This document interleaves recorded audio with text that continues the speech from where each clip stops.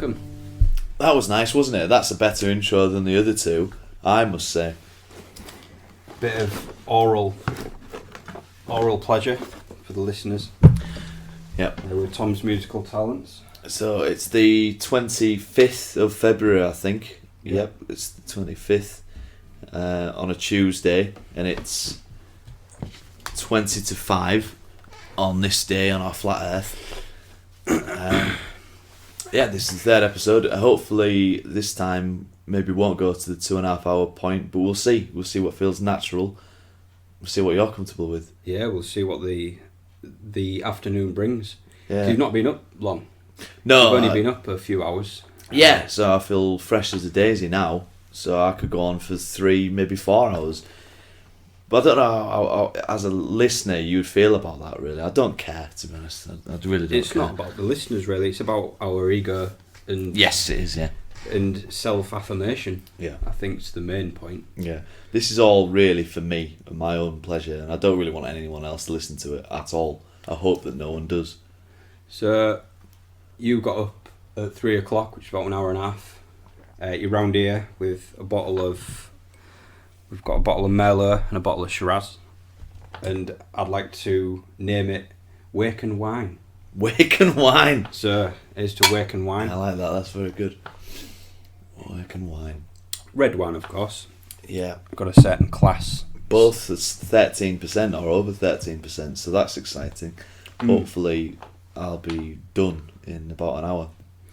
You were saying that you often buy wine based on percentage as well. Yeah, I think most people do, don't they? If you go into a shop and buy wine because you like the taste, I don't trust you.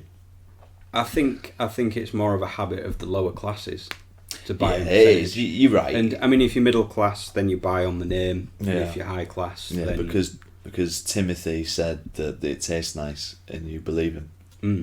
Timothy, Is that your local wine merchant? connoisseur? No, I was just thinking, if I was middle class, I'd probably have a friend called Timothy, and he would suggest fine wines. Yeah. Do you think that's just a given? Do you think as soon as you hit middle class, someone turns up called Timothy? Well, and he knows loads about red wine. I don't know, it might happen like that. There's wine clubs, isn't there? I remember my dad had one round trying to flog a load of wine to him years and years ago, and it was just a case that I think it might have been a subscription thing where you pay something, I don't know, 15 quid a month, and some bloke turns up with about 5 wines and sells them to you as if to say, these are the best wines this month. And it probably is something in that. If you know your wine, you probably should rely on reliable sources instead of just blindly going into a supermarket and opting for the high percentage ones over anything else. I think people quite happily chat shit about alcohol. If you put it in front of them, they'll you almost feel compelled to sniff it and... Yeah. I don't know. Let's not talk about wine for the full podcast though, because that could easily happen, couldn't it? Because considering you've made your own... I think we should obviously give a shout out to our sponsors and advertisements. As usual, Nif, really on point with the schedule. I completely lost it as soon as we pressed record. And this one is sponsored by My Disposable Clothes. So every time that you put your clothes in a laundry, Nif, do you think, this is a chore, this is a real load of effort, isn't it? And then it's got to dry. I think every aspect of clothing is a chore. Yep. Washing it, wearing it, buying it. Yeah, Tom.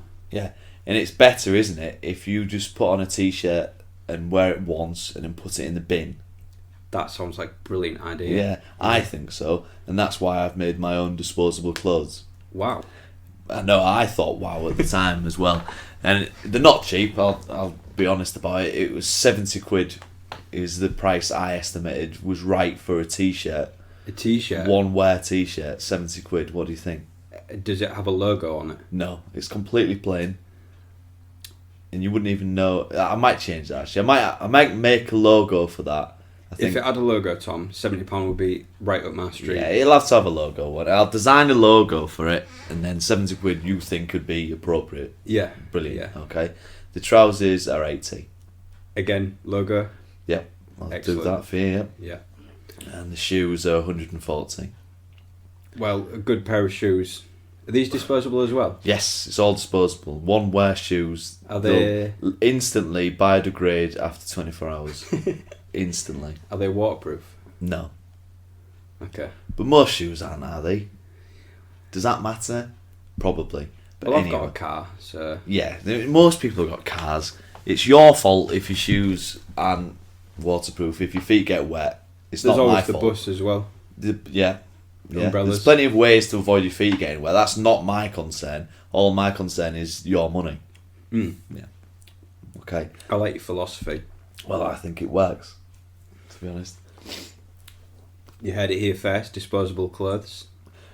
Well, you might With have heard it here logos. first. I hope that you haven't heard it here first. I hope you've heard it a lot of times somehow. I hope that word spread on the side of buses, maybe. If people take my adverts and then go and pay for them to be advertised elsewhere, then that's brilliant. I hope that happens. We can advertise anywhere, can't you? I You mean, can. maybe we should expand where advertising can be advertised. At the moment, we've got buses and bus stops, and the big billboards which are placed here, there, and everywhere, Yeah. and leaflets through the door. Yeah. But I think we should expand it to If you got a leaflet through the door... drains. Drains? I often avoid, if you see 3 drains in a row, I often avoid it. I do as well. Because I don't know who came up with that. It might even just be a Hull thing, you know, I don't know. Maybe. But, I mean, I saw spirits after walking over 3 drains once. Spirits? Yeah. What, vodka? I had been on a bit of the vodka, but Walked over 3 drains and instantly walked into an off licence and bought a load of spirits and felt like it was the drain's fault. 'Cause that's how it happened.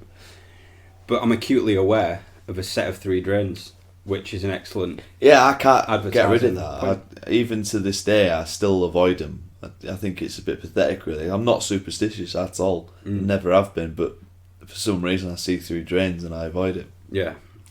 And I hate myself for it. It's weird how the system of drainage and sewerage works, since we live on, obviously, a flat plane. Yeah. Um, Just to be clear, I don't think... Some people might not know what we mean by 3 drains. Because you think, drains, those are those grated things where the water goes down. But it's not...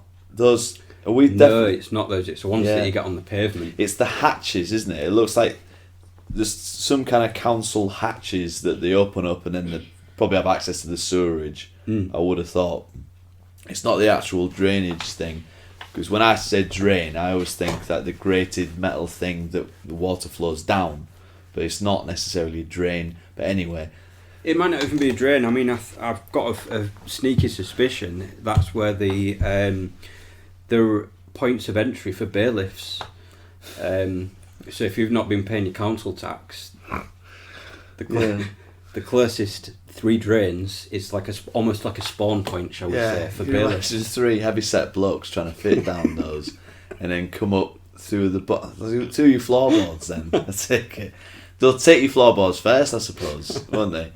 They'll take the ground below you and then you're powerless in resisting. I suppose it's pretty good thinking for a bailiff, isn't it? It's, to be honest, if a bailiff walks in and you've got quite a lot of expensive equipment and electronics, those you can easily replace, you know. I mean, you can maybe live without certain things, but if he comes in and starts pricing up your floorboards or your roof... It takes them first, you're fucked, aren't you? Yeah. You really feel like you should have paid those bills. Yeah. Yeah, you feel really under pressure.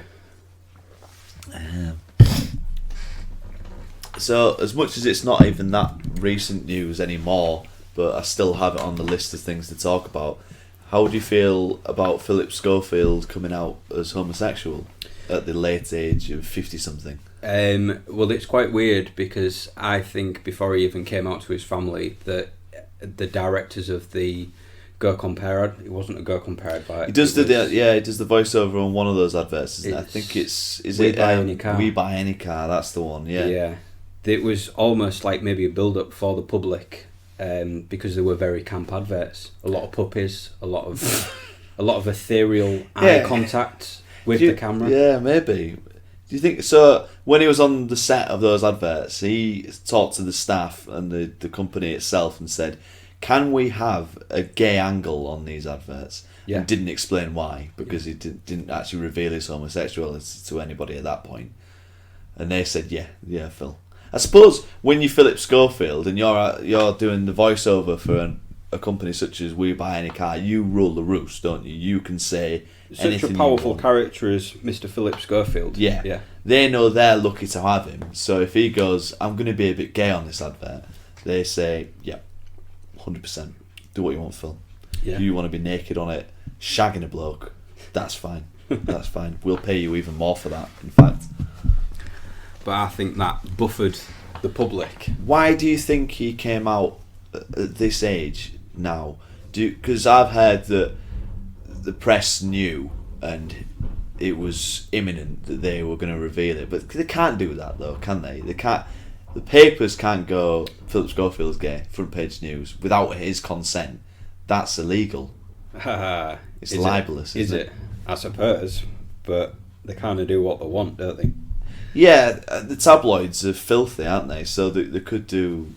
I don't know. Could they do that though? Could they really just reveal someone's sexuality? I don't know, but I liked the theory. I don't know who was telling me about it. It was recently anyway. Someone was saying he had to do it, but I don't know if I believe that really. I think to come out. Yeah, because someone else knew it and he was worried about them getting there first. But why would you? You wouldn't do it, would you? The tabloids or anybody else. It's not as if anybody would go on their outlet, their programme on TV and go, "By the way, Philip Schofield's gay. Good night." Well, that's how mediums work and psychics. The philosophy of a psychic or a medium is to throw enough shit until some sticks. So if you're in the business of journalism, calling everybody gay, somebody's got to come out. They don't do that though, do they? The Sun and whoever else don't regularly print ideas about who might be gay. I don't read them, so I don't know. There might be a column. It wouldn't surprise me actually if there was a column in there just about predictions about who might be gay next. And I wouldn't be surprised if you could put bets on them. Yeah, bets on it as well. Probably so. I mean, it surprised me what you can bet Get on. a gay accumulator going. Imagine the money you'd make. That'd be a good accumulator. That really good, nice little Bunsen burner. But I think it's weird the way. Obviously, he's late in life. He's married. I think he was married for 27 years, and I think kids as well. I don't know how many kids he's got. I suppose it's irrelevant. Or is it? The more kids you have, does that make you more gay? Anyway. No. So it's a bit of a shock, and it reminded me of Bruce Jenner in a way, because you think, well, you're about 50 odd. I don't know how old Bruce Jenner is. He might be 60 odd. Bruce Jenner? Yeah, who became... is it Caitlyn Jenner now? Was this the radio? No, you're thinking of Hairsty from... Capital Radio? Yeah. Bruce Jenner is the stepdad of Kim Kardashian. It's fantastic how unaware of popular culture you are. And I did worry about these subjects because... How are you, sir? Because I'm subjected to it thanks to Millie. She watches all these things and I have to endure it. And despite talking over it throughout the entire episode about how much I hate it and everything wrong with it, it still is on. So, yeah, Bruce Jenner became... I think it's Caitlyn Jenner. 1 second. Caitlyn... Yeah, he became Caitlyn Jenner at the late age of whatever he was. I don't care. And I thought, what a strange age to get a sex change. How long you've waited. And just thinking, oh God, not now, not in my 20s, no. It's not significant enough. It won't shock people enough. Well, how old is Schofield? I'm going to say in his 50s. 50s, yeah. So that would put him... Would have been about 20 in the 90s, in his 20s. I suppose the 90s was quite progressive. What I'm thinking here is that the further you go back... Yeah, I see what you're saying. Culturally, it's more difficult to come out. Yeah, there is that, but at one point in the 80s and 90s, he was presenting a programme on children's TV with Gordon the Gopher. There was something like In the Closet with Gordon the Gopher. It might have been Under the Stairs, which is a little bit more... Yeah, but people, you could look at that and go, hang on a minute, he was giving us clues all the way back then, for Christ's sake. But yeah, you're right. I think as far as coming out on national TV and being in the public eye and coming out, it obviously it has been difficult until even recently. I know Will Young, when he won Pop Idol in 2000 and whatever that was, early 2000s, he didn't come out until after he won, as far as my memory serves me. Correct me if I'm wrong. Anybody who's listening who knows Will Young really well. But yeah, as far as I remember, he won the competition and then instantly, as soon as he won, he went, by the way, I'm gay. Because he was so worried that that would affect the vote. Well, it's quite difficult to... Because I don't bat an eyelid at it. If you came out as gay right now, Tom, I would applaud? Probably would you applaud? Maybe. If that's what you wanted. Would you applaud for over a minute, do you think? Until you felt... I'd like to... If I'm going to start clapping, I'm going to really drag it out, yeah. I'm going to drag it out until you feel really awkward. If someone came out in front of me, I'd clap for at least half an hour to make sure that they felt he was accepted and I was completely comfortable. Well, there's a fine line between acceptance clapping and maybe it veering into the realm of patronising. So you've got to find that line, haven't you? Yeah. I mean, 45 minutes of clapping. That's patronising. Do you think? Half an hour is probably... Yeah. Just, yeah. The nice point. Yeah. Yeah. In between doing other tasks as well. Say if I went... Yeah. If I picked up a book and in between pages I was still clapping. I'd just like to go back to the Philip Schofield when you were saying that he was giving us little hints throughout the years, and I think it's beautiful because I've been watching a lot of police dramas, thrillers recently. Why? I really like them. A good British drama is the highest standard of TV known to man. Yeah. And obviously over a series of maybe 8-hour long episodes, you're trying to figure out what's going on, who's who, the connections, the relationships, and that's 8 hours around there, 6-8 hours depending on how long the series is. But to do it over 30 years, 40 years, that is absolute quality. Yeah. When you're just dropping hints every couple of years. What? So you think he sort of got a kick out of knowing that he was gay, but not quite giving it away over the course of his career? Maybe, yeah. Maybe I it's like just, that. Yeah, it is basically we've been watching a 40-year long thriller where there's dropping hints and making. Imagine having that satisfaction where you know something about yourself and nobody else does, and I don't know. There might be some massive Philip Schofield fans where the puzzle pieces just drop into place and the mind is just absolutely blown. They remember his first TV appearances. They remember the older adverts. They remember the subtle... I like to think there were a lot of middle-aged women who were completely destroyed by the revelation that he was gay, and all the posters on the wall of Philip Schofield were ripped down instantly, and it ruined a lot of lives. But if he was dropping hints the whole time and you were that big a fan, you should have known. You should have been prepared. But it's going back to the age thing, I don't know. It's just weird that it just seems like it's just designed probably to boost his career. You think, well, I don't think he needs it necessarily. He's doing well on Good Morning with Holly Willoughby. So it's not as if he's suddenly... So when the podcast starts tanking, you're going to come up with gay? Yes, 100%. Probably earlier than Philip Schofield, because I'm not a coward. Probably in my 40s, I would have thought, yeah. But when it starts tanking, Christ.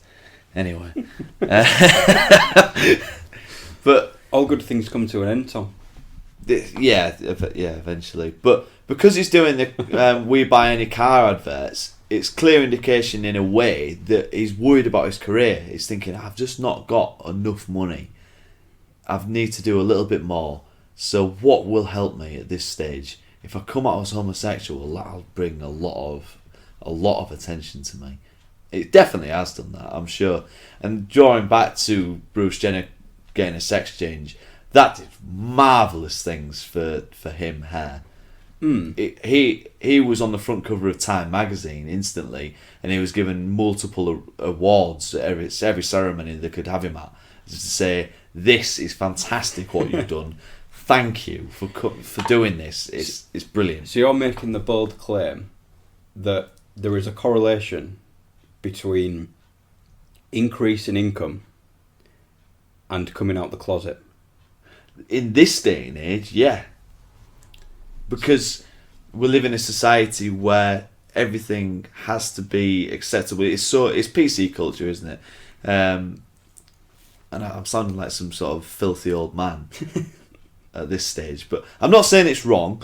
I'm just saying that that's what the way we live, and that's what's applauded these days. If you've done something, it was when Caitlyn Jenner became Caitlyn Jenner. Everyone said how brave, really brave. That was the key word used.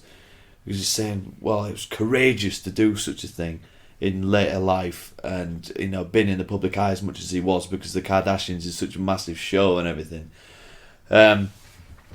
It's like fearless and brave of him to get a sex change. It was fearless and brave of Philip Schofield to come out on national TV like he did, and it must have took courage. If it's all sincere and everything we've said is a lot of bollocks, and it is just a case of he's suddenly realised now that the time is nigh to admit that he's gay and it's all genuine.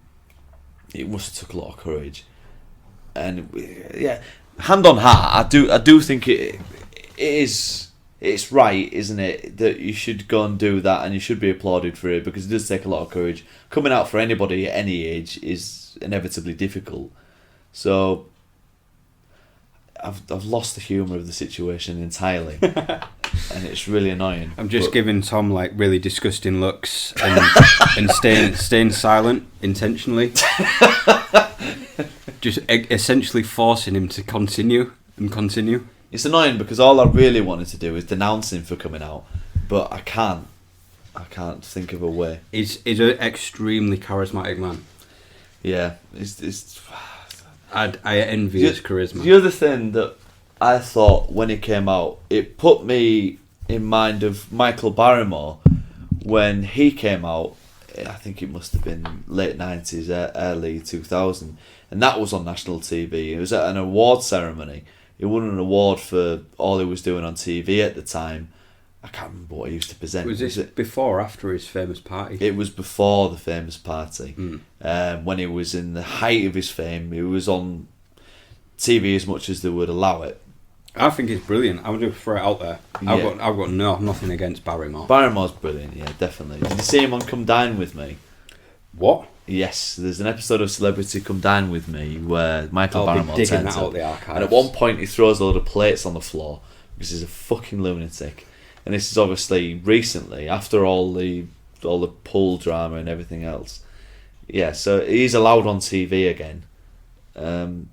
But anyway, he came out on national TV, and his show wife was in the audience, looking like she had a face of thunder throughout the entire thing, thinking, everyone knows now that I am just a show wife, and everyone knows what that means, and people will inevitably ask me a bunch of questions. How long did you know this? What's going on? Did you have sex at all? Or are you there solely to boost this man's career because everyone's worried about him being gay? And it made me think of Philip Schofield's wife, as if to say, is she in the same position now where she's going to be berated by the press, as if to say, and how has life been with this gay man? It's hard to get your head around, really, because I agree. How can you must know? Yeah, you must have got some kind of inclination. You have yeah, an attraction towards the same sex. Yeah, and to go that long, Yeah. That is 27 years. 27 years. 27 years of marriage. Just finish with Shiraz, sorry. Just to throw it out there, my favourite disgraced celebrity is Robert Silk. Who's Robert Silk? Robert Silk. He used to do a show which was in the same kind of vein, a little bit more classy than Jeremy Kyle. Oh, right. He used to sort people's shit out. Kilroy. Kilroy Silk. Yeah, Kilroy. Robert Kilroy Silk. Yeah. A little while ago now, probably about 10 years ago, he probably finished off his career. Yeah, a bit longer than that, I think. Yeah, probably, maybe about 15, 16, 17 years ago. Yeah, he dropped some racist bombs on radio. Yes, that was it. Yeah, I forgot how he ruined his career. Yeah. He also tried running for local MP, I believe, for his own party. That's it. He created his own political party. Yeah. He was a fucking lunatic, wasn't he? It's funny. Have you seen Jam before? The Chris Morris comedy. No. There's a sketch on there I think it's an early episode where it's supposed to be it's like crude CCTV footage of what's supposed to be Kilroy running around a shopping centre naked, and he pisses on a shop window and a bunch of people tackle him. It's brilliant. It's fucking fantastic. Is it? That must be a very old sketch. Because Kilroy Silk isn't really in the public domain anymore. Jam as a series came out a long time ago, but yeah, he's fucking fantastic. I forgot all about Kilroy. What made you think of Kilroy? Because of coming out? Sorry, not coming out, but doing something on TV and ruining what's the connection between Philip Schofield and Kilroy? There is no connection whatsoever. I'm sorry, that could be highly misconstrued as the Philip Schofield, I-class Philip Schofield as a controversial figure. yeah, Philip Schofield's just as bad as Kilroy, really. You're right, yeah. I can't believe he did what he did. No, I have nothing against Philip Schofield. Fucking disgrace. If you're going to come out, do it a lot earlier in life. Don't be such a coward about it. It's ridiculous. There's probably people... It came from Barrymore. Yeah. Because Barrymore was... he was given a lot of flack. Yeah, controversial figure Barrymore is, definitely. When someone dies in your swimming pool, you're going to face a lot of flack, definitely. Speaking of flack... Yeah. it's almost like, was it a Freudian slip or something like that? Yeah, that was... Where because it's in the mind. I did a connection as good as yours there, I think. I'm almost on par. Yeah, so... Derren Brown shit. Yeah. I don't know if before we move on to Caroline Flack, I don't know if I've quite finished talking about Philip Schofield. There was more I wanted to say. Get it out. There was definitely more. Going back to his wife and how Barrymore's wife reacted, I think in this day and age, people are more accepting of whatever his wife went through and don't point the finger as much, and so she probably finds it easier. And that's the... It's that initial jump though, isn't it? If you've been with somebody that long and you think that you know them very well, it's that whole idea of living a lie, which is going to inevitably piss a lot of people off. Yeah, but apparently his wife was extremely accepting of it. The idea is that she was fine and everything's okay and they're still friends and it's all alright. But I find that hard to believe. But whatever. Yeah. But the press won't attack her as much as they did in the 90s with Barrymore's wife, because it's just more accepted these days and it's all fine and dandy. Yeah. If anything, they'll just shake a hand and say, well done. Well done for your husband being gay. Well, you say that, but it is slightly ironic with the Caroline Flack. It's that people are more, apparently media is more accepting of certain... Yeah, it's funny, isn't it? Yeah. Because... Whereas... I don't actually know that much about it. Good. It's shameful. Good, I'm glad. I'm really glad. Because the less people that know about it, the better. Not because she's dead, but because, in a way, in my mind, Caroline Flack should have never been famous in the first place. Because if the height of her career was Love Island... That's what she's famous for predominantly. I thought she was a radio presenter for some reason. She might have been. I mean, I don't know her career off the back of my hand, but in most recent years, she's most famous for been a presenter on Love Island. She was the go-between. Presenter. So yeah. was she a star as well? No. She before Love Island, she did X Factor with Ollie Mayers. That's basically what she does. She just is a face who says things needlessly on terrible programs. Yeah. It's god awful shit. God awful. And I think, well, because there's a platform for these things, you're famous. And it's everybody else's fault. All the people who watch Love Island and all the people who watch X Factor, myself included actually, guiltily. It's our fault that Caroline Flack's dead. Because if she... So you're taking an extremely small amount of responsibility? A fraction. A fraction so small you couldn't even see it at the naked eye. Because I only watched X Factor ironically.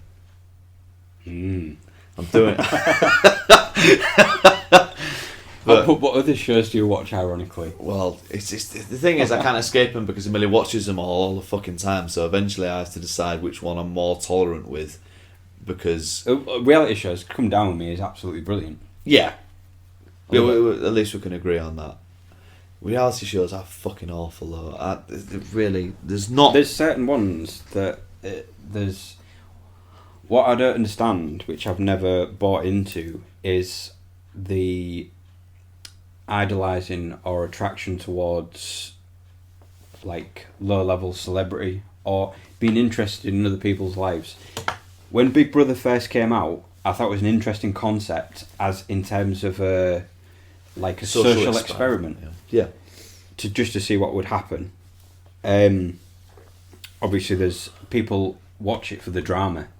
It's why EastEnders and Coronation Street is still going. Yeah. It's fictional. Don't start that more than Coronation Street, Dave, because it's fantastic.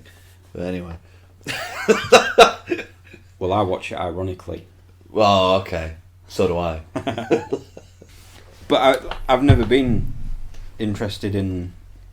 I would always say I have my own people who I think are celebrities in my own mind. Yeah, people... Who I get excited about. Yeah. I could walk past Beyonce and be alright in the street. She's just any normal person. Alright, so. Well, I probably won't get anywhere near her. This is the other frustrating thing. Obviously, we live in a town where there's not celebrities walking from shop to shop. No. You don't see down in St Stephen's a big huddle of guards and a top A-list celebrity. No. But it frustrates me that if there was an A-list celebrity there, they would be in my way. That is annoying, yeah. I would have to go around. So the main thing that annoys you about celebrities is that when they're on the street, it's the space they take up. Yeah, but I suppose it's only really high-end celebrities. You're a really practical man. Just thinking, well, if someone's going to be down the high street and I've got to cross the road because of their entourage, that's a disgrace. And you're right, it is a disgrace. Yeah. I mean, you probably see paparazzi photos of a high-end celebrity with all the guards around, and just through all the faces and heads, you'll see my disappointed face because I can't get in fucking Woolworths. You can't time travel back to 1999 and go in Woolworths. You can't go in the newsagents to buy cigarettes because Craig David's walking down there with his fucking team of bodyguards. Yeah, I'd love that photo. If that appeared in a woman's magazine, I'd buy that and frame it. Your face, disgraced. I usually get the two confused. Well, I don't get them confused once I've thought about it a little bit, but it does take a bit of cognitive power. But Craig David is on one end of the spectrum, but David Craig is on the other end of the spectrum. That's funny, though, isn't it? Yeah. And I think we all know which end of the spectrum each is on. We do, yeah, but it's only recently that Craig David relaunched his career in such a phenomenal way. But he took the hat off, which was brave. Is Craig David taking his hat off as brave as Philip Schofield coming out? Yes, I'm going to say yes. So when Caroline Flack killed herself, I thought, well, this was in a way inevitable, because what happened just before she killed herself is that she was accused of beating up her boyfriend, and she was due in court for it. And her boyfriend went on record to say, no, it was all a misunderstanding. That blood was actually her blood, actually. I think someone gave a file of blood that they thought was Caroline Flack's boyfriend to the press. How weird, that's a whole new world of I might bullshit. I might be slightly incorrect on the details of that, but I swear that's true. But anyway, so she was due in court for that, and from what I understand about her own inner demons and everything surrounding her life, is that she finally had enough and that everything came to her head, and she said, I've been struggling with all this shit for years, and this is the nail in the coffin, literally. I'm gonna go and kill myself. And I like I said, I don't think it all could have been avoided if everybody wasn't such a dickhead. If everybody didn't watch these programs, all of these things would go away. Well, she would probably still be living with whatever troubles. I know the papers exacerbated the situation. Yeah, but more so than anything else, I think she'd still be alive. In all honesty, if she's in a situation where she's working for reality TV, you would think she's got people around her in terms of dressing room directors.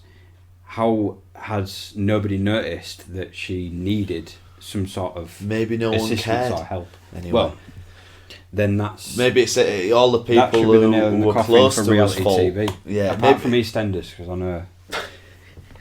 Maybe I'm wrong. Maybe it's not the people who watch the programmes, it's her immediate friends and family. It's all their fault. I blame my mum. Well, it's the people that are churning it out, aren't they? There's going to be an audience for a lot of stuff that comes out. There's always... But it's the people pushing it and... Yeah. There's always a need in modern day life. I think South Park did an episode on it, and I hope you've seen it. That episode where Britney Spears kills herself or tries to kill herself with a shotgun and then walks around for the rest of the episode with half a head. And what the theme of that episode was basically every so often we have a sacrifice, like the Wicker Man. This is interesting. It's a public figure, usually a young woman in a prime of a celebrity life, and the press just won't leave her alone, and she's on the front page news every day, all the fucking time, till eventually something tragic happens. She goes to rehab or she ends up killing herself. And it's like a sacrifice. It's something that we go through person after person after person, because people are so obsessed with celebrity culture these days, and there needs to be a figurehead. There needs to be for the general public to feed off. Yeah, via the modality of media. Yeah. So what you're saying is there is a sacrificial lamb in terms of a celebrity that is in a bad way. Yeah. They're basically drained of all life by the media, and then it's fed to the general public. Yeah, and people eat it up. People buy the papers. People absorb it. I don't know how it makes money, to be honest. But it's all about clickbaiting, I suppose. But whatever. But there's always some young female in distress or in some horrible point in a career that we're all eating up all the time. Jade Goody, Amy Winehouse, Lindsay Lohan, and obviously Britney Spears, like I mentioned earlier. Kate Moss one as well. Kate Moss at some point. Didn't she go out with the chap from Baby Shark? No. Yeah, Baby Shark. Yeah, you're right. Baby Shark Yeah. Pete Doherty. Yeah. Countless young women at a down point in their career that the press absolutely fucking love, and everybody eats it up. Everybody loves it. You think, what's going to happen this time? Will they kill themselves? Will they die of a drug overdose? Amy Winehouse ended up dying because of alcohol withdrawal. I think the reality is that nobody really understands how to live that life in the eye of the media. Being a music... Well, quite a lot of them were musicians. Yeah, a lot of them. But not always. Yeah, not always. Yeah. But living that life... Because once you've started it, it's very difficult to get out. But I want to side note onto a main man called. Have you heard of Techno Viking? Yes, yeah. Yeah. I've seen the video, the infamous video. Interestingly, so it was a artistic chap that filmed the video, and he was actually playing about with the context of something, like the context of the videography, the film. Yeah, it was quite well filmed, if I remember. Really, it was. There's a few others that he's done which are nowhere near as popular as the Techno Viking one, because obviously you've got a character to go off in the Techno Viking. Yeah. But this idea that everybody's following this one leader, that's how it comes across. Yeah. But the dude understood the context of the situation. Yeah. I mean, you could have broke the vibe of it by filming more in the periphery. What's going on? Yeah. Which breaks away from this one dude and this almost like weird gathering behind Anyway, it. though, with Techno Viking, your attention wouldn't be drawn to anything else but the Techno Viking. Really. Yeah, but he managed to find a character that was. Yeah. He is a He didn't character go in there his own knowing right. that guy was going to be at that festival or whatever it was, did he? He just An absolute unit of a man. yeah. Who just like embodied techno in his very movements. His muscle fibers just felt the beat, and it was almost like it reacted. Yeah, it's like if you played techno to that man at any time of day, his muscles would just automatically contract in like some weird procedural memory. But yeah, it was brilliant. I delved into the chap, and with a lot of memes that come out or popular people who become popular inadvertently through the internet, I scoured like forums and stuff like that because I was really interested in the background of it and what was happening. And he basically wanted to keep his identity hidden. Yeah. So he actually went through a court process with the chap who filmed it. Yeah, really? Wow. So, but you can't say whether it's true or not, but in some of these forums there's people claiming to have known him or met him or know somebody who knew him. There'll always be people like that, I suppose. Yeah. And apparently he couldn't cope with it very well because first of all he didn't want the popularity in the first place, second of all he was quite a reserved character, and apparently obviously he liked his raves, he'd taken a lot of substances, and with substances you kind of want to. Yeah. Once the amphetamine wears off, you a little the bit. last thing you want is to be in the public eye. Yeah. So, and if that's what you enjoy, going out and getting bang on it and going to a rave, the last thing you want to be is a celebrity figure, which inevitably some people are going to idolise. Which inevitably people idolise people who are in prison. Who shouldn't be idolised. Who are the last people that should be idolised. Yeah. You're right. So. Yeah, it's the epitome of the anti-celebrity, isn't it? He could have been very, very famous after that. This is the thing, though. The counter argument is that if he did go with the flow, which you should have the option to not go with the flow, but if he did go with the flow, then they reckon he could have made a hell of a lot of money. Definitely, just by being that character. Yeah, and people, well, I've shown it, to be fair, by looking in the history and the past of the person, that once you see somebody, you want to know something about them. Yeah, you can't help it. I suppose it's a natural reaction. I don't know how much his fame with mystery. I mean, you look at other popular videos on YouTube at the time. Have you seen Chocolate Rain? The black guy who can sing in really low voice, and videos of that ilk, where it had a certain popularity to a point, and it'll have maybe earned a few bucks here and there, but it was only It was finite, the amount of fame that they would have received. With the Techno Viking, it'll have probably been the same point where he'd probably done a few talk shows and people would have got to know him a little bit more. There might have been a few more videos that weren't as good as the first initial video. Yeah. But he wouldn't have, I don't know, unless his personality was fucking fantastic and they gave him his own talk show. You never really know. But yeah, the potential there, it was definitely there, definitely. But there's no support for it, is there? Because there's no framework around it. There's no framework around YouTube. No. And there's no framework around podcasts. No. I mean, we could start talk. We could focus our podcast on white supremacy. Yeah, well, that is the there's next no- subject, and I'm annoyed that you brought that up so soon, because I was going to try and sort of Um, work that in naturally, but anyway. What I'm going to work in is, I'm going to say, are we alright to crack open this second bottle of wine? Yes, definitely. Just for the viewers out there, listeners, it's a gold medal barefoot, and we're moving on to the Sauvignon. Yeah. No, wait, that's the Merlot, isn't it? No, Is it not? no. Christ, I've been misled. You said Merlot and Shiraz. This is It's not something. Oh well, I'm really annoyed. But anyway, it's red wine. You really was just looking at the percentages, weren't you? Yeah, I was. And you just saw the gold medal. Yeah. Yeah. But also, apart from cracking that open, I'm going to do a quick interlude and go for a cigarette.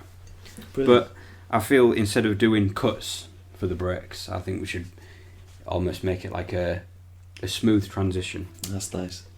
And I'm going to just glide into the break with the same tune that we entered in.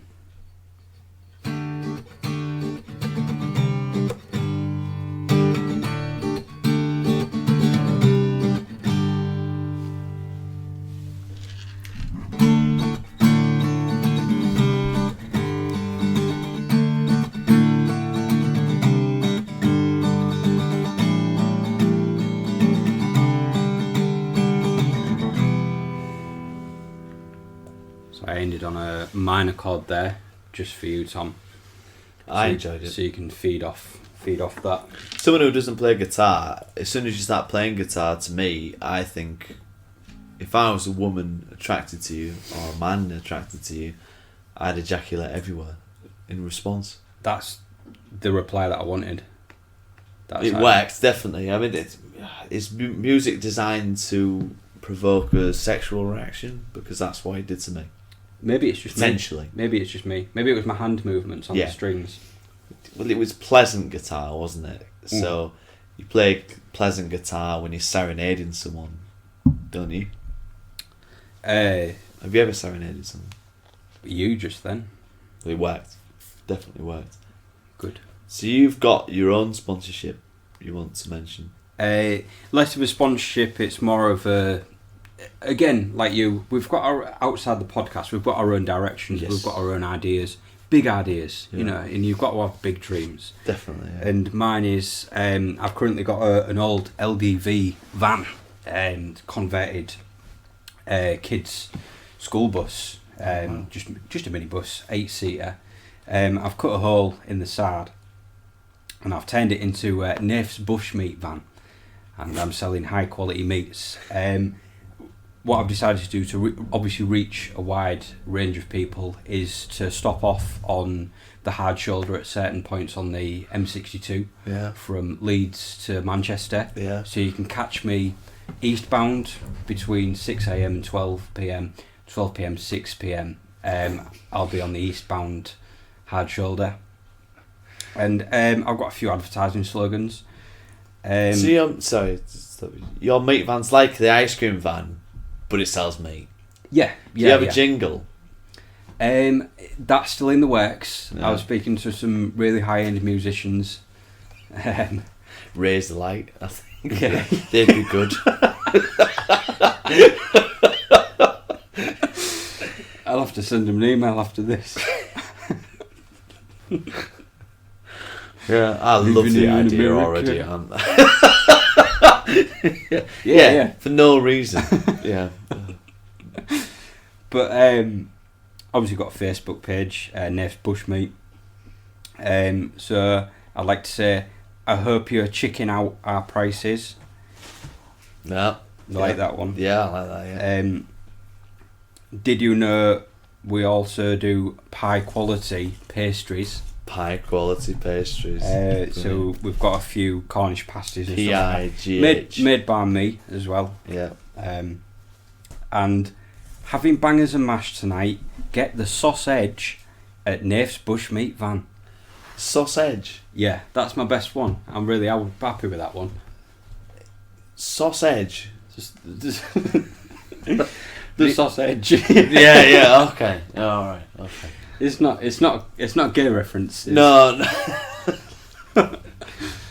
Get the edge. I hope that the next edge time with my good we sausage. do this, you've got Raise the Light on board, and we've got a jingle for that meat van, because I think that is something that's been long overdue. If the meat van came around every so often, and people could run out on the street and buy the meat, it's long overdue. Yeah. And despite everything that everyone's saying about veganism and all this, bring back the meat. Big meat eaters, a lot of meat eaters. Bring back the big meat, Tom. Bring back Is the that what you're big trying meat. to say? Bring back the men who only eat meat, and that's it. There's no sweet, there's no dessert in their diet. It's only bacon and steak, and that's it. Yeah. And if there was a time, in Brexit Britain, if there were meat vans going about playing a jingle, and people would run out on the street like an ice cream van and buy the meat on a regular basis every day, if that's what became of Brexit Britain, I'd allow it. I'd say, if that's the way we're going to run our country without European Union influence, so be it. If we've got more money now because we're not spending so much money on giving aid to other people, and we can spend money on meat vans instead, fantastic. Great. I was wrong about the entire thing. There's job opportunities. I mean, people are quite exploratory by nature. They want to expand the horizons, and especially when it comes to meat. Yeah, everyone loves trying new meat. Everyone loves trying new meat. Prostitutes especially. Well, that's where we're going. That's where I'm hoping to expand. I'm hoping to create a new job sector. The meat collectors, the meat men, shall we maybe call them? Yeah. And basically just high high-powered rifles. And imagine if you could say, when people ask you, what do you do for a living? I'm a meat man. So a butcher? No, not a butcher, no. I work in the meat van. I'm a meat man. That lends itself to a brilliant jingle. I think Razorlight have got we've got some really good stuff to work with. I'll Google it, and I bet I've got a van. I am the meat man. It writes itself, doesn't it? I think that they're an easy band that write easy tunes, and the duo come back, so they'll be on board instantly. I'll get in touch with the Regent after this. Yeah, thanks, Tom. So with that out of the way, we'll do the quick fire round. This is a new thing that I'll try on this third episode of this podcast. Before I go into that, actually, I should probably mention the fact that the podcast has a new name that was meant to be at the beginning of this episode, but I forgot all about it. The people, much like it is to be British, people don't mention names until months after you've met them. In the same way that we've not mentioned the name of this in the entire episode. In the second and first episode, we dismissed the idea of having the name as a rude interruption. And this third episode, it's not even been brought up until over an hour in, probably around an hour mark. But it does have a name now. It's called the Epitome of Anathema, which is a fantastic name, I think, because it contains both our names, the Epitome of Anathema, which is genius. And I wasn't expecting that, listeners. I thought we was going to drop a completely different name. Yeah. What you thought I'd come up with a new one? I'd instantly changed it. Yeah. I was staring at you thinking, what the fuck's this guy going to drop? I was like, I've not agreed to any of this. I've not agreed. If I'd have said, and our new name is the Gay Dickheads, that'd have been. And if I was deadly serious about it as well, that'd have been a real shame, wouldn't it? If you could drop Deadly Dickhead, not Deadly Dickhead, Super Dickheads. Yeah, the Super Dickheads would do. If you could drop that with enough seriousness, yeah. If I looked at you for me to go dead on in the eye, if I said, "And we're the Super Dickheads." But no, the epitome of anathema, the epitome obviously people usually know what Epitome is. It's the collection of an anathema, from my understanding, it was originally a Christian term. I think it originated in some Christian context as people who were viewed as disgusting to the church, or not disgusting, but not allowed. People who were... Oh, you've been doing your homework. Yeah, I did Google it. People who were unacceptable by the church's standard is anathema. Okay, so almost like blasphemy is... but a person. A religious... As far as I understand it, it's a person, yeah. An ecumenical... That's a nice word. Have you watched Father Ted before? Oh, yeah. That's why it rings a bell. Yeah. That would be an ecumenical matter. That's what they trained Father Jack to say, wasn't it? I was one of the... Yeah. That's a purely religious Christian word. Yeah, I think this is one of those where it's usually used in a religious context, and mostly, or if not solely for that context. But it is a lovely word, and it contains your name, and it will do very nicely, I think. So we are the epitome of anathema. Beautiful. And that was meant to be at the beginning. He was meant to be at the beginning. Roughly an hour and...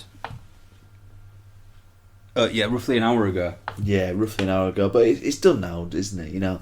Who makes the schedule? Who's listening to this and going, they should have done that an hour ago? Nobody. Fuck them if they are. So we'll do the quickfire round. Now the quickfire round is something I came up with last night. And what I want to do is hopefully limit it to... I'll say 2 minutes max, because there's a lot of subjects on there, and the idea is we'll just dismiss them as they go, and it'll be as easy as that. As soon as they're brought up, Nath will say his feelings on that, and we'll move on to the next. Excellent. Okay. Yeah. So hit me. Are you ready now? I'm ready when you are, Tom. Okay. I'm born ready. 5, 4, 3, 2, 1. Legal firearms. Brilliant. Yeah. More attachments. Yep, definitely. Great. So the more people dead, the better. Yeah. Yeah, fantastic. More bullets, more RP, Yep. more fire rate. Definitely in this country should be made legal. Oh God, bring them over. 100%, yeah. You've seen the results in America, you want more of it, don't you? Yeah, definitely. 100%. Abortion. Oh, brilliant. Yeah. Yep, brilliant. Yeah. More abortion. No, wait, sorry. No, they're wrong. No, you want less abortion. Abortion's wrong, isn't it? Is it? No, we've got... Yeah. More clinics. Open more clinics. Next one.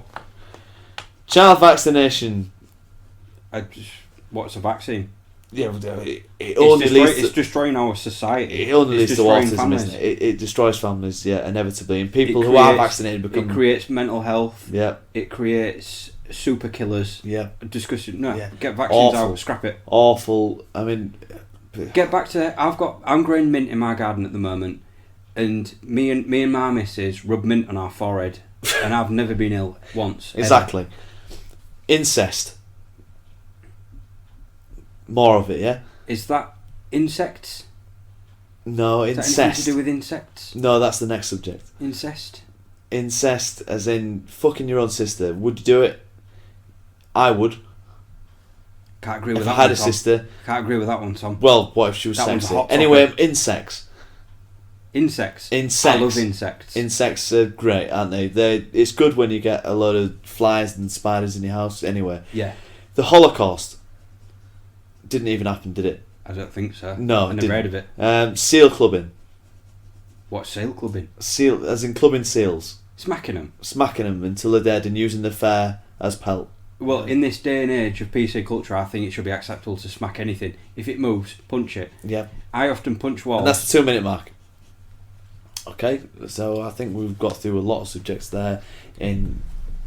I quite enjoyed that. Time.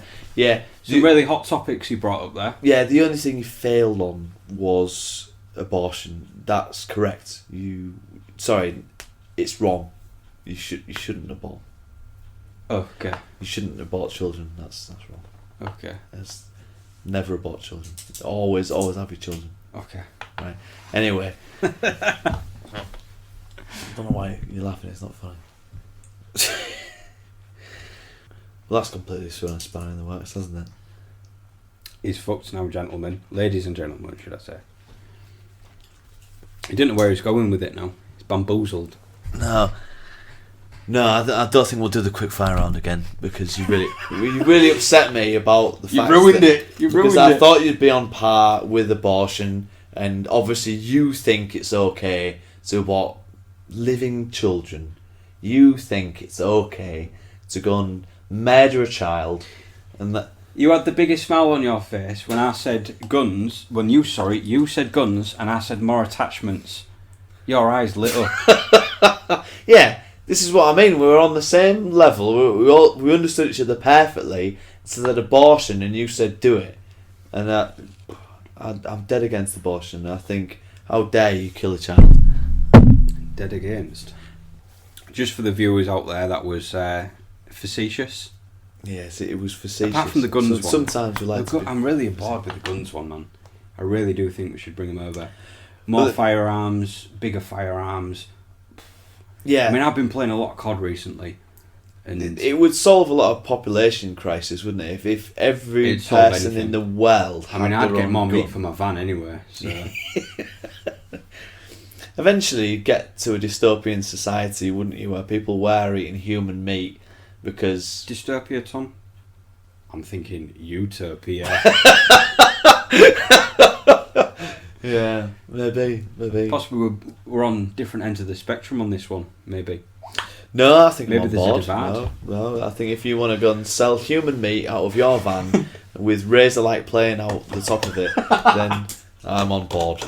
I'd drive the van if you wanted me to. Well, when Tesco's run dry, you'll be halfway up the M62 chasing my van, going naff. When everybody's got a gun on the planet from the age dot, as soon as the people are born, they're issued a gun.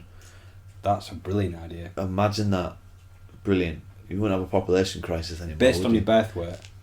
Yeah. So I think when I was born, I was around. I was quite light. I was about 7 pounds. So maybe a bow and arrow for me. I don't know about you.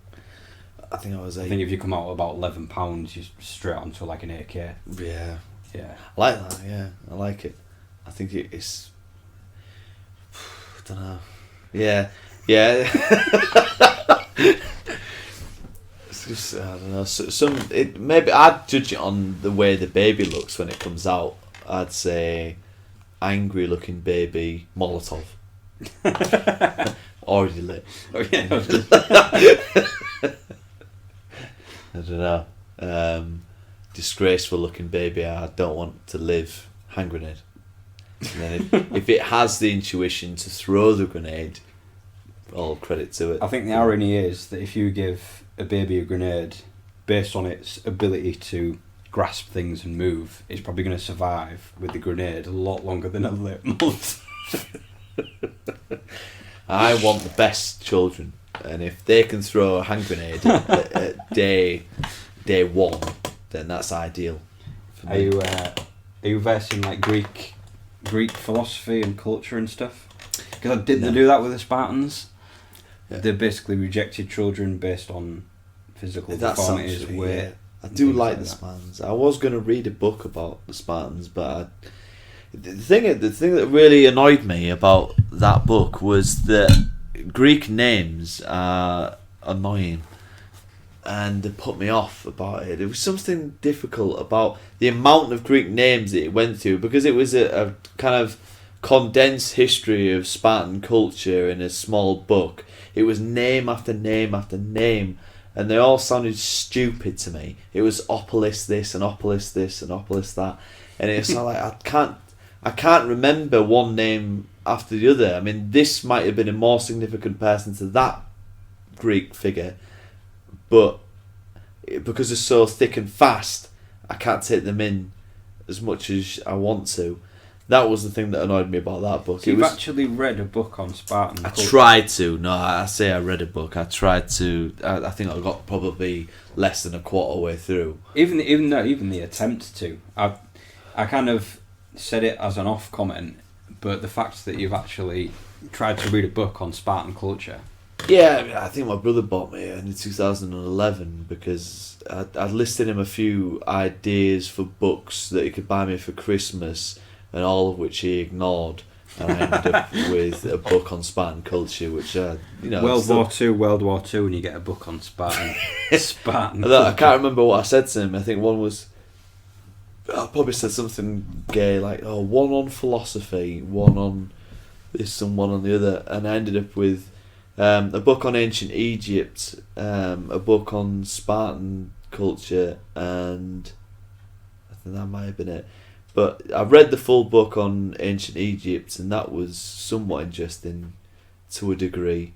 But I couldn't read the book on Spartan culture. For some reason, it was probably too factful. It was just raw information at a level where it's like, oh Christ, this is a lot to take in. Unless I was doing this at PhD or fucking some level like that, I wouldn't be interested enough. I wouldn't be using this information in my brain to take it in.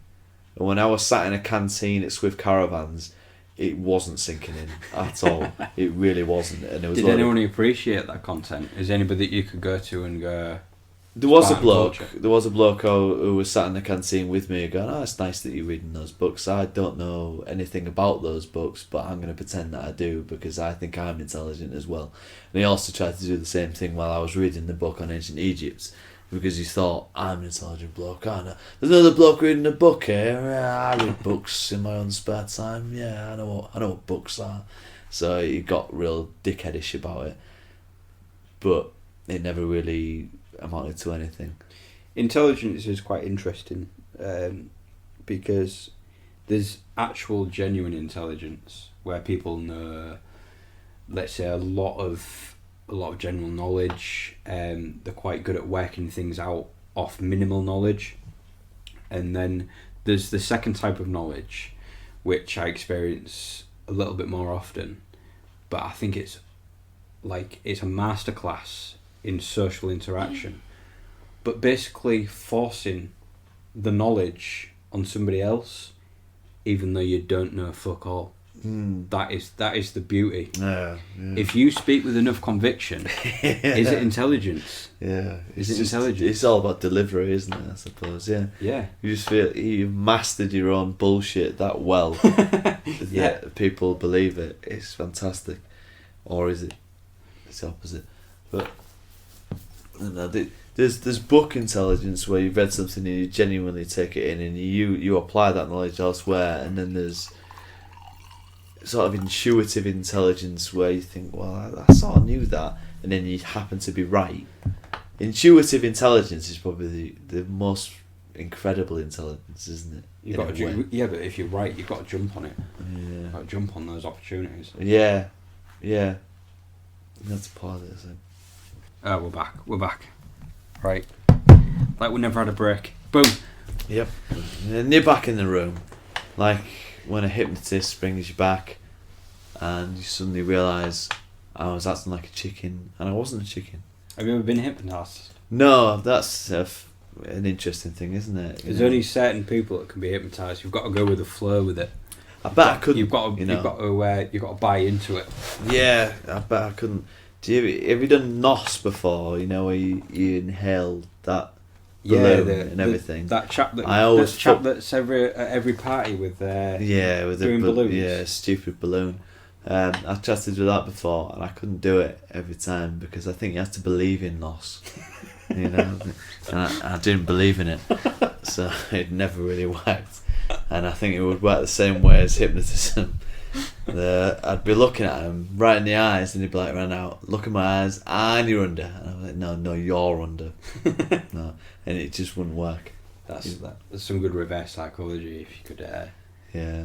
And you saw hypnotistic. Yeah, I bet I'm wrong though. I bet it would work instantly. Like it's an arm wrestle. Yeah. Like he's trying to hypnotise you and you're just like, you're out. Come on then, you fucking dick. But I don't know, because I'm an overthinker on most things. I think it's hard to shut my brain off and to lose it to somebody else's control. And I don't believe in it either. It's hard to convince yourself that this can actually happen to someone. You can actually be hypnotised. But I've seen it happen, so I know it must work. But if you're not susceptible to it, to the idea of it. Will it ever happen?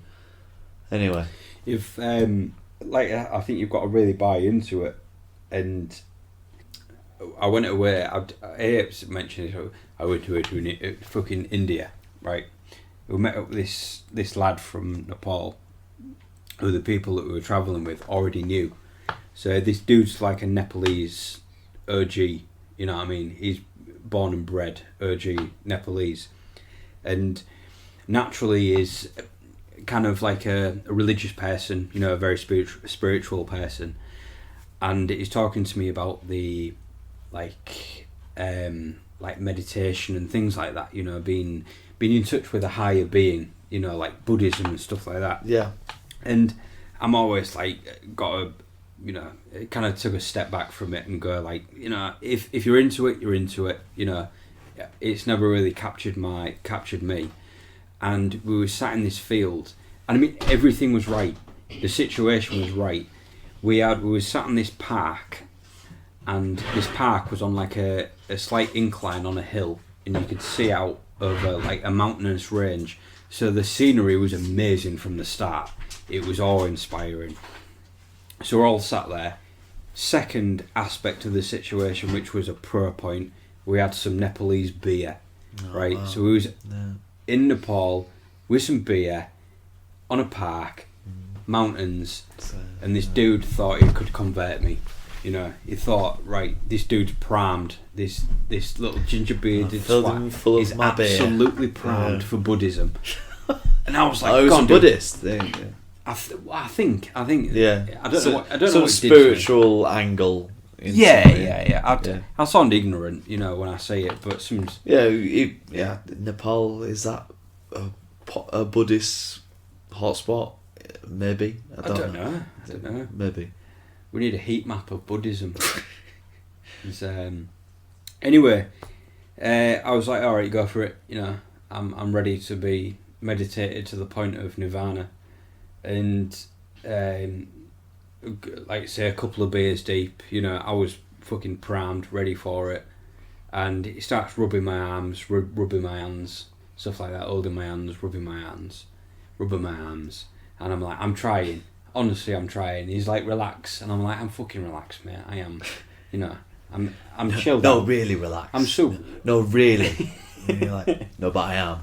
No, really. So he's rubbing my hands and he's rubbing my arms. He's trying to get me to nirvana, and now it's not happening. It's by rubbing. Is it? Yeah, it's not. It's just not happening. Right. And you could see the change in his eyes. That when somebody thinks that they can convert you or convince you of something, they come across with like an absolute intense amount of positivity. It's like, you know what I mean? Yeah. It's like when a salesman comes over to you in PC World and he's like, boom, I got this man. He needs a printer. I'm going to sell him a printer. And then you just drop certain lines which just cut it short. And I think I did it without realising, but I was like, it's not working. You know what I mean? But even though it's just subtle like that, it's not working. And this dude's been rubbing my hands for about 10 minutes now, you know what I mean? Is that really what he was doing predominantly, to try and get you onto his level? Just rubbing a lot? That's what I remember, yeah. What else was he doing? It was almost like a massage. Right. To take me on a journey, maybe. So that... Was he saying something to try and get you on that level as well? Was he trying to sort of enchant you? Or was it mainly just rubbing? Well, this is the thing. It might have been saying some sort of enchantments or something like that. But all my head was... I couldn't stop it, right? It was like some sort of weird thought session. All my head was going what the fuck's he doing? What's going on here? What's he doing? I think the majority of people will be pissed off in that situation. You've got some fucking nutcase, you know, that rubbing your arms. That British voice in my head just drowned it out. Yeah, it was just going. I think what's this kid more up to? specifically? What's it's not British. It's Hull.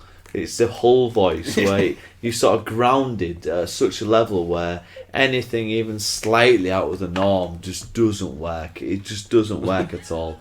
I think there's an abundance of probably Southerners, maybe even people from fucking Birmingham, who would be sort of like, oh yeah, I see what he's trying to do, and I believe it. Yeah, he's great. but never up here, never. But maybe it's part of the north. I don't know. Maybe Yorkshire as a county. It's a no-nonsense county, isn't it? It's pints of bitter, cup of tea, shut up, fuck off, and that's the way we've lived for hundreds of years, thousands of years, probably thousands. Where if someone comes along and goes, if I just rub your hands and arms long enough, you'll reach something called nirvana, and we'll be the only ones left when the apocalypse happens. There were just Yorkshire people roaming. And honestly, I'm surprised there's churches and cathedrals in Yorkshire. I mean, there must have been some resistance against building them. Probably so. Yeah, I can imagine they've obviously started it, and honestly, they are beautiful buildings. But yeah, probably wooed by the architecture more than anything else. You've got these beautiful stones being laid out. You've got the plans of the building, and then you just get some Yorkshire bloke turning up, going, "What the fuck's that?" Well, I don't even believe in God. Is it? Yeah, it's just a village of mud huts. What the fuck's that? Limestone? What the fucking hell's limestone? Well, I'm giving money for what? I'm not getting anything back from it, though, am I? Yeah. I'm surprised it ever took off. I'm surprised there's any churches in Yorkshire, really. It's a no-nonsense county. I think it was a free soup, to be honest. Cricket and bitter. Where does Christianity fit in that? You know, it doesn't make any sense. Ask Darren Goff if he's a devout Christian. Who's Darren Goff? Famous Yorkshire cricketer. Is he? Yeah. I didn't know that because of my dad. I'm not into cricket at all. I hate the sport. I didn't even qualify as a sport. What do you qualify as a sport? What do you get? What do you get? Sweaty palms over? Football, haven't it? Unfortunately, I've had to succumb to football because over the years of working in factories, you need a subject to talk to people about, and football is a staple diet of conversation with people in factories. If you don't have football or rugby, you are doomed, completely doomed. As conversation completely void of all small talk whatsoever. Think about what you're going to fucking talk about. What your poetry that you've been doing? Yeah, that'll translate well, won't it? You know between hello and anything else, there's football. What your new fucking haircut? Your ponce? You fucking idiot. You know, your new stupid expensive trainers. No one wants to fucking know. Well, have you seen the football or not? Because that's all there is. Literally all there is. Yeah, did you see that Messi goal? Oh, brilliant. Is it a Messi Who's goal? better, Ronaldo or Messi? And that's about as far as conversation goes.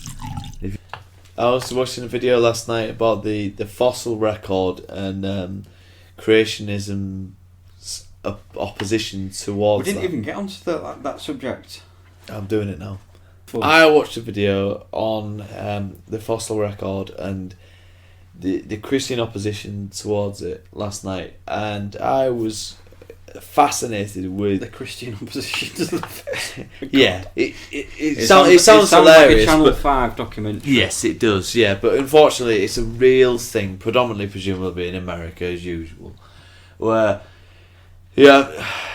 abundance of records of animals and things that were living from a certain time, where Christians find holes in it and they go, yeah, but that's alive today. So what if humans were alive all that time and we were around when God created us at the same time as everything else? Because that's what the Bible says. God created heaven and earth, and then man was about fairly instantaneously, and so that they dismiss the idea of dinosaurs. They try and pursue the idea that we were around at the same time as dinosaurs because they've started to accept the fact that there are fossils that look a lot like dinosaurs. I mean, it amazed me that I said to my grandma not that long ago, there is so many bones, so many fossils that basically are dinosaurs. It's irrefutable that there were dinosaurs. And she said, How do you know they weren't cow bones? And this is my grandma, who's now 96. So that is the mind frame of people from long ago. My grandma's quite a sheltered woman. Is she not trying to play you? No. Honestly, she was being entirely sincere when she thought that dinosaur bones were probably cow bones. It's amazing that people can think like that, isn't it? They can look at evidence irrefutable. It's right there in front of you. It's in abundance. It's worldwide. You think, well, we found dinosaur records all over the fucking place. Yeah. And we can carbon date. And this is the other thing that they reject. How do you carbon date? That's a science I don't know. So, is it true? No, probably not. I mean, we've got certain truths in the world. I mean, obviously, everything's flat. Like, that's a truth. Yes. Through and through. But Christians against dinosaurs is something so out of this world and ridiculous. Yeah. I can't get behind it. There are obvious truths like the world is flat. And there are disputable truths like dinosaurs existed. We've actually got another bottle of red hiding away, which we've just picked up.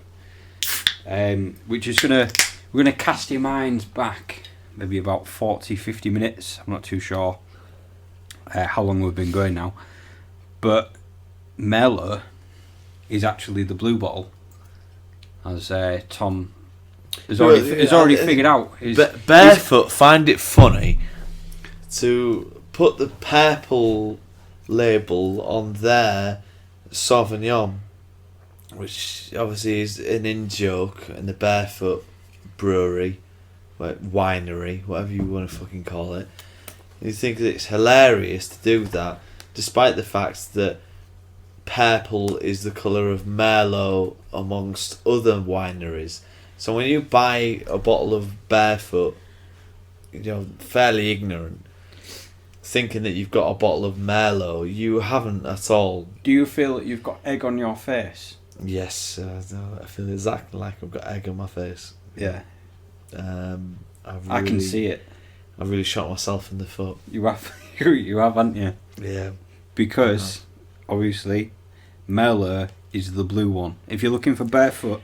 Did you say obviously? Did you just say obviously? That you've got egg on your face? No, obviously that it's blue. Merlot's blue. Yeah, because it says Merlot on it. Yeah, but did you suggest that blue is the obvious colour for Merlot? Is that what you're saying?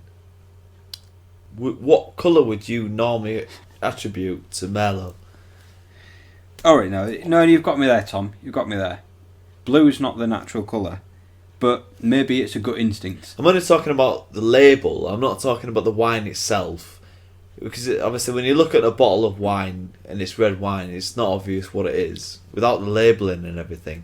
But a lot of the cheaper, stupider wines for dickheads, they are colour coded to make it easier. if you're an alcoholic and you want to run in and grab your favourite wine, you rely on colour maybe to some extent, and they label the Merlot purple usually because that's as far as I knew that was tradition. And on Barefoot they think Merlot should be blue, and that pisses me off. Well, I like the colour blue. Well, maybe it doesn't go with Merlot. We can agree on that. Maybe it doesn't go with Merlot. I don't know. I can agree on that. Not answer my question anyway. What colour to you is the wine label when it comes to Merlot? What do you expect? Without having to read the label, are you pouring the wine directly next to the microphone on purpose? No. Right, thank you. I'm just... Well, yeah, I am. I'm creating sound effects. I'm creating ambience for the viewers out there. Are we still with us? Because there's plenty of quality content yet to come. We're still exploring this world, this landscape of podcast, and I think we're doing pretty well at it. In fact, I think we're doing fucking fantastic at it. I'm annoyed. I think we're on the cusp, we're on the vanguard of greatness. I'm annoyed that I haven't received more credit for it, if I'm honest. I think there should be fan letters delivered to my home already. It's a disgrace that hasn't happened. But anyway, have you looked at any bizarre sexual fetishes recently? Apart from searching your name on Google. If my name gives you any videos of any bizarre sexual fetishes, then I'm proud in a way. Because that's not my own doing, really. So if by chance I'm somehow linked to some bizarre sexual fetish, great, fantastic. The name Samfire is one that leads to questions a lot, because people go, what the hell is Samfire? And the answer is really dissatisfying. It is just a plant that you can eat that grows on the coast, and that is all there is to it. And they go, well, it's weird that that's your last name. Yeah, and that's all there is to it. Literally it. But there's more to that beautiful face there, Tom. Because, as you might know, I'm sure everybody knows, is the advent of the plasma screen TV. We've got bigger, we've got thinner, we've got inches at our disposal. But there is a problem with the plasma TV, which is its screen and its makeup of the screen. Usually they're not protected by a tough glass, which you would find on your phone, like the Gorilla Glass and all that shite. So if you walk up to your plasma TV and give it a good finger, a good press in the centre of the TV, you will disrupt all the mechanics that are working behind the screen, the LEDs, and you'll get like a flicker and like a distortion in the screen. Happens with a lot of computer screens as well. Yeah. But you don't get this with the old school TVs, and we're going back, maybe 20 years. So when you actually had a glass front on the TV, and it was solid, it was a good built to last. Yeah, built to last, exactly. And these ones were primed for. So if you get a little piece of paper and you put a bit of blue tack on the back, and you can apply enough pressure to stick a piece of paper with blue tack onto the screen, and it can handle it. The old school TVs. And this is where you come into it, because with high quality printers and photorealistic printing, I've obviously managed to snap a few pictures of your face. I've blown them up on Microsoft Paint, cut them out, and put a bit of blue tack on it. And I've got one of these old TVs, and what I like to do is put you into the actual TV itself by blue tacking you on the screen. And there's some certain shows that I know very well, so I know where your head placement needs to be, and there's a certain satisfaction I get out of it. I can't really describe it. What shows did you do that on? I like to do it on the news, because obviously the head doesn't move about as much, and I still get that critical response. I get that critical response from you in real life, and I like to receive it from the anchorman or anchorwoman in the news. Well, I'm glad, in a way. This is probably what my whole life's been leading to, the point where someone might do that. Yeah, that's exactly what I wanted, in a way. But I mean, for me, it's borderline sexual. It's not fully sexual. It's just partial. Yeah. But for some people, the stuff that leads you up to a wank, just halfway up the elevator. Yeah, the stuff that you don't really take in, but you might, it helps you along.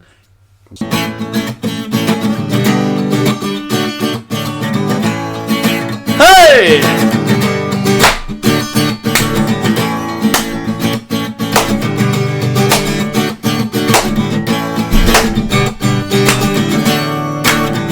Alright!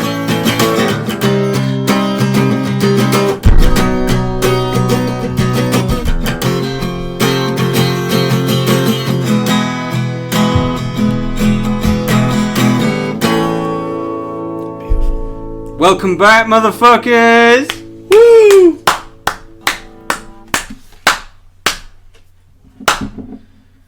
Right, so the next subject is storms. Storms. We're going to talk about storms. Not Stormzy, nothing to do with grime rap black, or anything like that. Black rapper Stormzy. Yeah. We're talking about thunder, we're talking about lightning, we're talking about rain, we're talking about wind. There's been a lot of storms recently, and it's affected thousands, I presume. Maybe even millions. Possibly Probably millions. not millions. I don't know. It comes across the Atlantic, and there's not many people who live across the Atlantic, is If it? you're talking about America and Britain, then it probably is millions, isn't it? Who cares? Anyway, so we had Storm Kiara, and then we had She Storm... was the first one. Yeah. Yep, and then Storm Dennis. And a lot of people were affected by that. And I'm just really, really distraught about that. And what fucks me off the most, Tom, is the first one, Kiara. Is it Kiara? Oh, is it Kiara? Or Cynthia? It's not. It can't be Cynthia, no. Or is Kiara. Ciara. Oh, no. But Ciara. it begins with the C. As the alphabetical order goes, it begins with the C, and that's all that matters.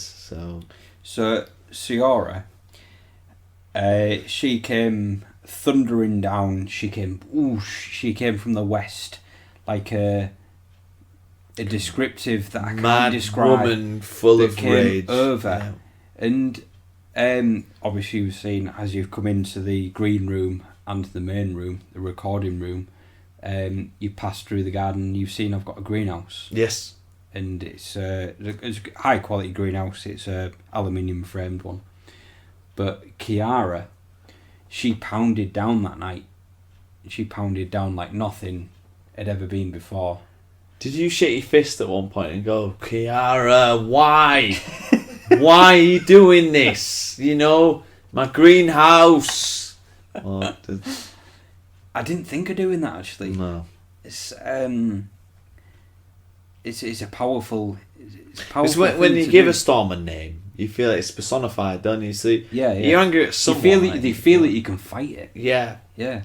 So I understand with shaking the fist. Why did they give the storm a name? Do you think that was? Well, I think you've already answered the question. I think that to personify it. Yeah. So you're angry at someone rather to create than the weatherman and climate change as a whole. You're angry at a mythical character. Well, I feel sorry for the man who was married to Cynthia and obviously maybe had extramarital affairs. Who's Cynthia? And all of a sudden there's a fucking storm that's destroyed his greenhouse. Like she did mine, which is what I was going to flow on to. I mean, I didn't scream at her during the middle of the night because she was weak. She was weak then. We were talking about 9 o'clock at night. She wanted us at her maximum power, shall we? Yeah.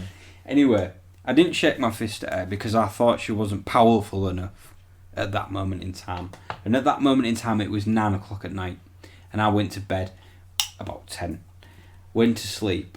I was fearful for the greenhouse.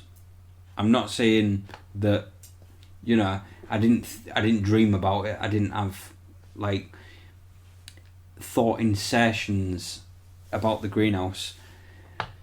I was worried, and I got up in the middle of the night and I can hear the wind whistling. But I went back to sleep. I checked on the greenhouse. The greenhouse was fine. Went back to sleep. And I was up at morning around about 8 o'clock, sharpish. I got up and I got my morning brew, and all seemed well. It was still windy outside. Cynthia was still blasting the wind. But I got my morning brew, and I really like to look out into that. I really appreciate having a garden, especially in a rented property. The garden is beautiful because I made it fucking beautiful. But I looked out upon my greenhouse upon that windy morning when Cynthia was blasting down, and she'd been hammering all night. Is it definitely Cynthia? I don't know. I hope it is. Cynthia. I hope it is because I'm putting a lot of fucking effort into this story. Doesn't matter. Cynthia suits it better than Kiara. I can't change. Do I change it to Kiara now? No. No, just stick with Cynthia. Yeah, it's fine. So Cynthia blasted down upon my greenhouse all night. And I looked out my window, and my greenhouse had survived. All the panels were there. Everything was still intact. But upon that moment, Cynthia blew her biggest blast. Her most furious blast. And I think my greenhouse had taken a lot of shit through the night, to be honest with you. I've got a few plastic panels. Obviously, greenhouse is mainly meant to be glass, as we all know. Greenhouse. But I've got a few plastic panels in mine because I've not got the money to buy full glass panels. Yeah. But anyway, Cynthia got under one of these plastic panels and it fucking blew off. It fucked off, honestly, about 150 yards down the road. Makes you wonder It'd how. gone. How? It'd gone. How did Tom? It'd gone. It'd gone. I've not seen it. It's been maybe about a month. It's been about 3 weeks to a month since Cynthia, and I've not seen that plastic panel. It's gone. How does wind get under a surface to blow off a plastic panel or a greenhouse? Maybe she had fingertips. Maybe, yeah. Them little. You give them a name. Fingertips just You tickled, give them tickled the edges. You of my personify plastic these panels stones. on my greenhouse. You give them a little and bit of it blew leeway. it off, and it disappeared off into the middle of nowhere. What's But it left my greenhouse exposed, because as we all understand, that pressure builds within a containment. Yeah. So the wind blew through where that plastic panel once lay, and it blew in, and the pressure built up, and the pressure built up, and the pressure built up, and it blew out 4 glass panels of the roof of my greenhouse. And that annoys me because in a way, and that's what Cynthia did to me. I don't think that storm. I dread to think how she destroyed other people's lives. Catastrophic, unbelievable, but I think the reason why this is happening is because we're personifying these storms and we're giving them too much leeway. I think by giving them a name, it probably goes to the head. I think if the storm has a personality, has a brain, by giving it a name, it probably feels like it's got more endowment, more responsibility. Yeah. It feels like it's capable of doing more because people are giving it a name. I think if you ignore it, it'll probably go away more. I think if we all just stood in a storm and looked the other way, then maybe he wouldn't give a shit as much. This is the crux of many like thrillers and horror movies. Though it's like it's not real. Convincing yourself that whatever's going on with these distortions of mind, these hallucinations, are not real. So what I would like to see is Tom Samfire Storm Chasers special, where obviously yourself goes out to America, where there's a lot of touchdowns of serious tornadoes, and you basically shouting at it, "You are not real, you are not real, you are not real." So the first thing I would do is throw a lot of stuff at a tornado until eventually it gave up, because presumably I would have an impact on that sort of thing. Well, obviously you don't believe it is real. No, yeah. You've not personified it like the media and the public. Yeah, I think no storm's as powerful as the media makes out. Is it really? You know, it's a fabrication. Yeah, of course it is. I mean, the news companies use it for their own coverage and they use it for their own benefit. It makes money for them. You know, it's not. I mean, despite the destruction that it causes and everything else like that, the amount of money that the news corporations earn make off these storms. Yeah, it's disgraceful. Yeah. But I think it's been a disgraceful podcast and I hate every minute of it. But I don't blame you, Nave. I blame myself. and I hope that someone takes something from what we've recorded here, and I imagine that's probably about 1 to 2 people, and that's fine. If we can reach more than one person, I think that's an achievement, don't you? Because realistically, at the beginning of this podcast, we said really we were doing it for us, weren't we? We were doing it just for us and nobody else. And I think this was always about the. This was always about the other people. This was always about the public. To me, at the beginning of the podcast, we said that it doesn't matter to me. This was always about spreading the word. No, I don't care. If our it doesn't beliefs, spread, it doesn't matter. Our energy. Nobody listens Tom, to us. This is about spreading our energy to the other people. Well, to the other side. If by remember chance, the other side, Tom. Remember the other side. I do. Never forget the other side, Tom. I do remember the other side, but don't forget, Tom. Don't forget. But if by some chance someone's listening to this point, I think what point are we at now? We're probably at nearly the 2 hour point. Wait, what is that? Yep, nearly the 2 hour point. And if someone's listening to us at this point, fantastic. Thanks a lot. Brilliant. Round of applause to you. Brilliant. But you know, I don't blame you if you where hate. the best content lies. Yeah. The best content lies to those who stay strong, to those who stay beautiful to the podcast. Yeah. Only the best. And in about 2 weeks' time, we'll probably do the same again, and hopefully be better than this one.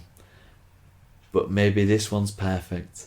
Who's to say? It's all down to your interpretation. Maybe this one's perfect. It's not down to me.